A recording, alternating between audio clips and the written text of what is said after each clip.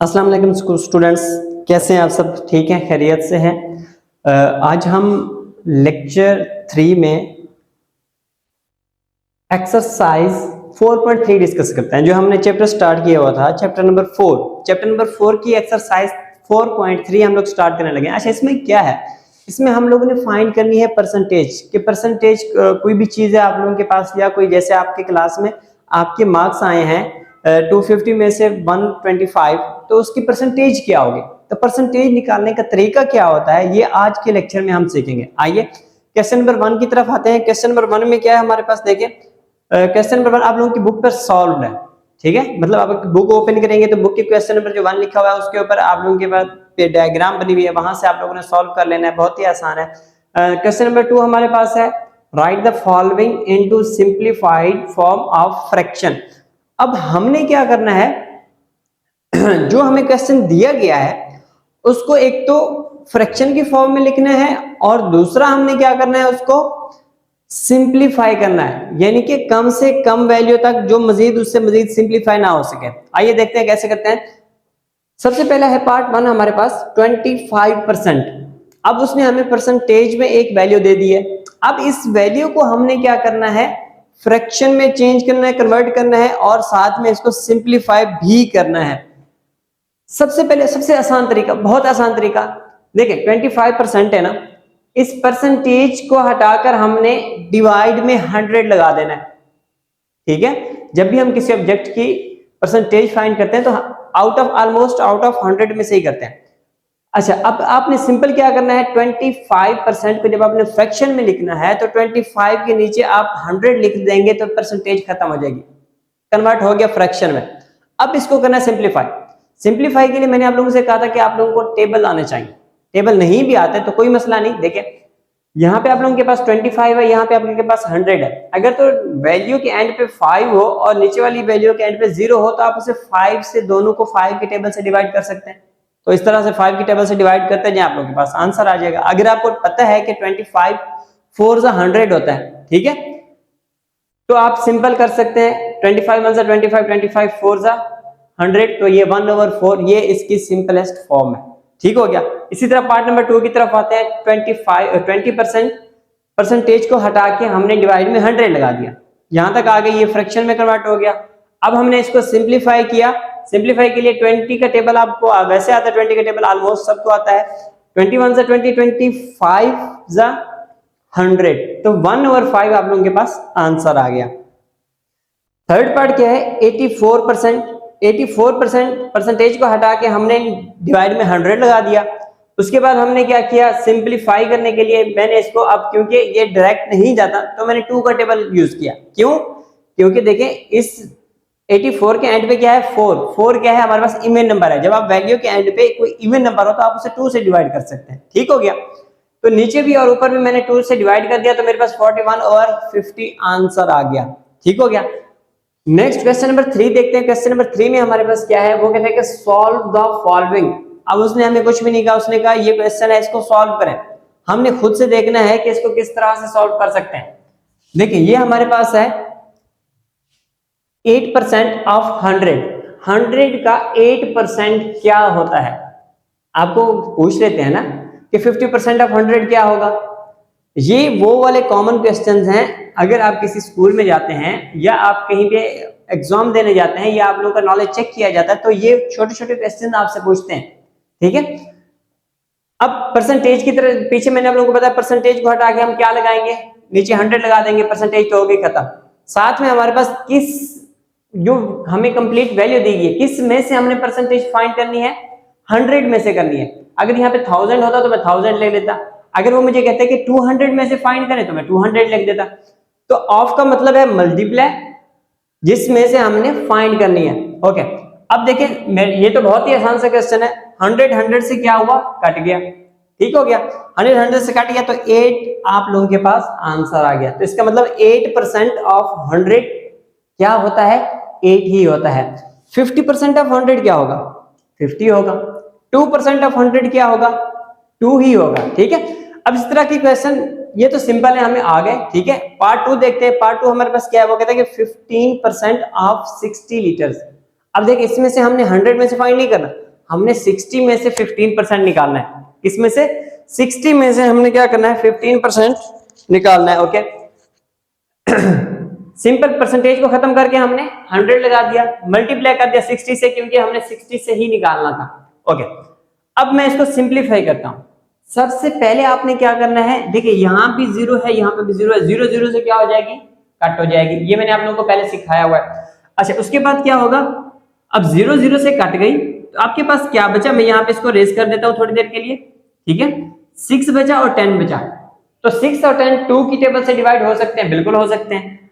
2 5 जा 10, 2 3 जा 6, समझ आ गई। अब ऊपर मेरे पास 15 था और नीचे मेरे पास 5 था, तो मैंने यहाँ पे डायरेक्ट 5 1 जा 5, 5 3 जा 15, तो मेरे पास क्या बच गया ऊपर, 3 मल्टीप्लाई बाय 3, यानी कि मेरे पास यहाँ पे भी 3 बचा, वहां पे भी 3 बचा, तो 3 3 जा 9 हो गया। समझ आ गई। ओके, आगे चलते हैं।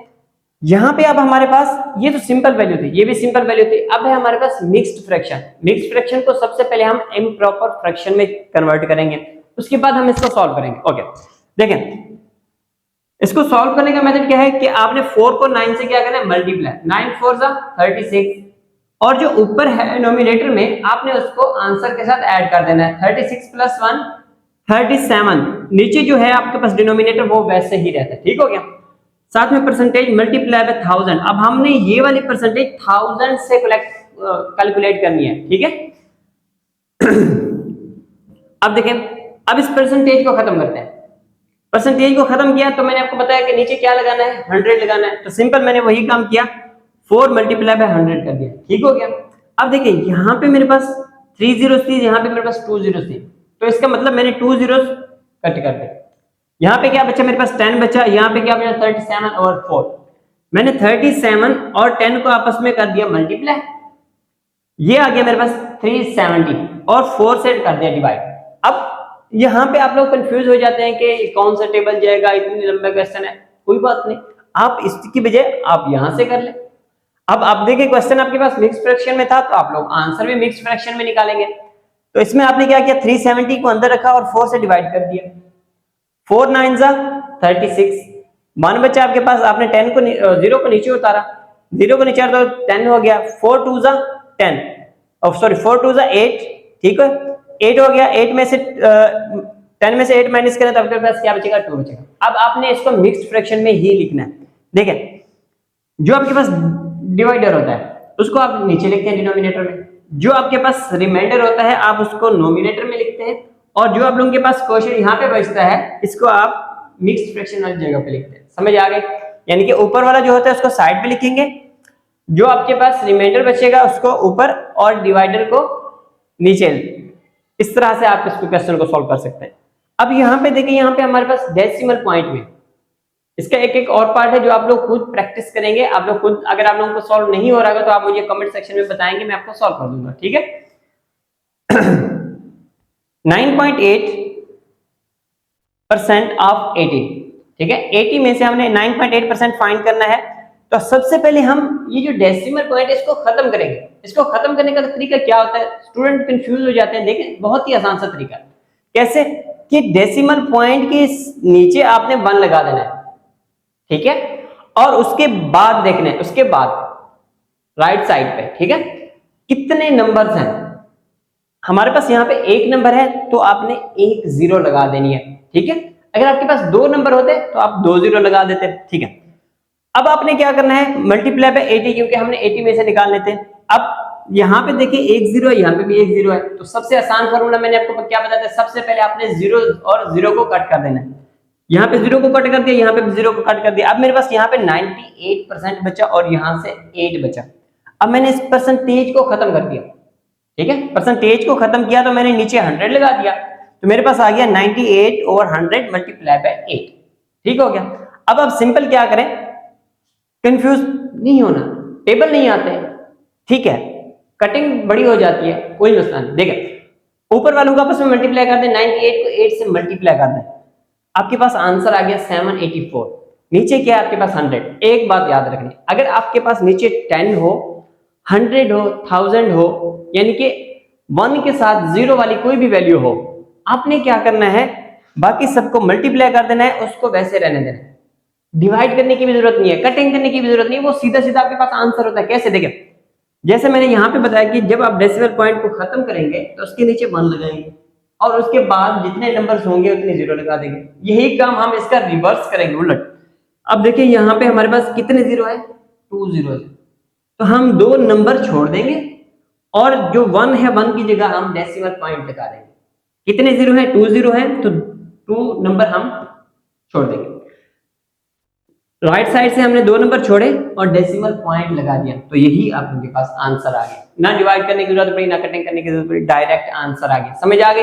अगर नहीं आई तो इसी वीडियो को फिर से देखें, यहां से आपको अच्छे से समझ आ जाएगी। ओके, अब आते हैं वर्ड प्रॉब्लम्स की तरफ। वर्ड प्रॉब्लम में क्या है, देखें, Nimra obtained 125 marks of 250, calculate the percentage of obtained mark. अब हमारे पास एक स्टूडेंट है, स्टूडेंट का नाम है निम्रा। निम्रा ने 250 में से 125 मार्क्स ऑब्टेन किए। अब हमने उसकी परसेंटेज निकालनी है। इसका एक फार्मूला होता है। फार्मूला क्या है, आप लोग माइंड में रख लें कि ऑब्टेन मार्क्स को डिवाइड कर दें टोटल मार्क्स से और मल्टीप्लाई कर दें 100 से, तो आपके पास परसेंटेज निकल आ जाएगी। Obtain marks divided by total marks multiply by 100। Okay, देखें यहाँ पे ऑब्टेन मार्क्स कितने हैं, 125, टोटल मार्क्स कितने हैं, 250। परसेंटेज क्या निकलेगी, परसेंटेज आप लोगों के पास निकलेगी